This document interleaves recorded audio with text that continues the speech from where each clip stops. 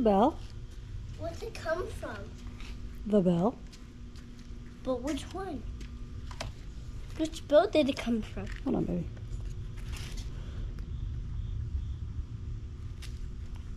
Where did the bell? Who did it?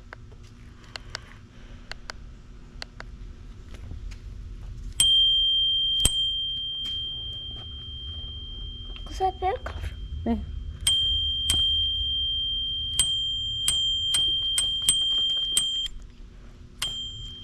All right, all done.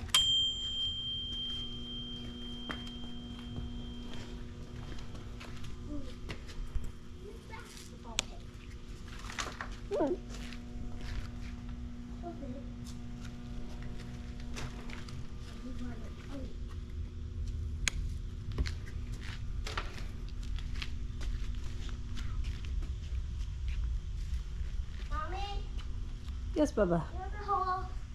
the ball.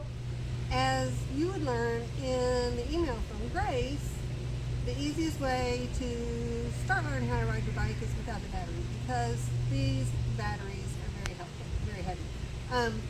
Batteries are usually in one of two different ways. Well, one is a built-in battery where you actually plug in your bike, and then the two detachable usually come here on this thing that I don't know what it's called because I'm not a biker, or in the back, and that's the way Piccadilly does this particular bike.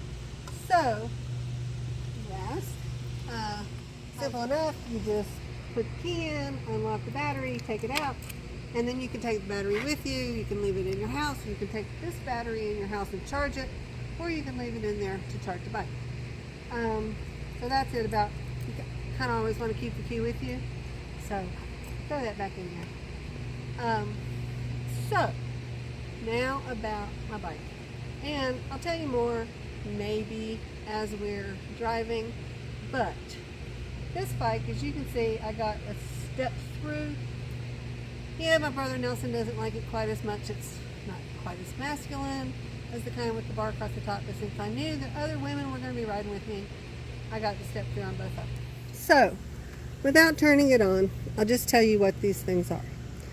When I turn the bike on, the power, which is underneath the battery, then I push the power here and I get a little digital screen.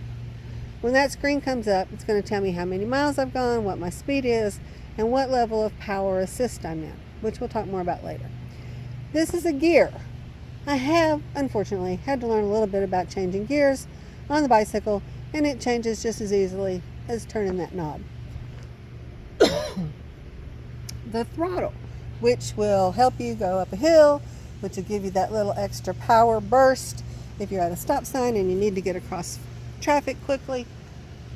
This whole handlebar turns as a throttle, but Piccadilly had a little attachment that I could put, which is actually just like on a motorcycle, and you do it like that, and that gives you your throttle. One thing that I also found out was really important is that your bike should have hydraulic brakes. And the reason for that is because these bikes are heavy. I think mine with the battery maybe weighs a little over 50 pounds, but if you get foldable bikes or other different bikes, they could weigh even more. And so because of that, if you're going down a hill, you really want to have good stopping mechanism. And this has a brake on both sides. This side does your front tire, this side does your back tire, and the brakes obviously work really well.